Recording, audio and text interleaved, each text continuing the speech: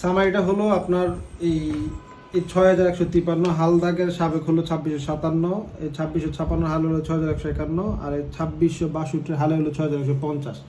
এই 3টা দাগের উনি ক্রয় করছে হলো এই দাগ, উনি দখল আছে এই দাগ এইখানে, আর ওনার রেকর্ড হয়েছিল এই দাগ। এখন এইটা তার নামে রেকর্ড হয়েছে, উনি দখল হইলো এইখানে, মানে উনি এই ব্যক্তি আমাদের মক্কেল। আর এইটা তার নামে রেকর্ড হয়েছে, উনি দখল এইখানে। মানে দখলগুলো আর দলিল এবং হলো রেকর্ড তিনটাই হয়ে গেছে উল্টা পাল্টা, একটার সাথে আরেকটা কোনো মিল নেই। এইটাই আপনার বন্টনামা করে দিলে অনেকটা সমাধান হবে। এই জায়গা যার নামে রেকর্ড হয়েছে হ্যাঁ দখলে আছে। এখানে আবার আপনি আছেন না, তো তাহলে সে তো পুরোটা নাই। আমার নামে তো রেকর্ড হয়েছে না এটা।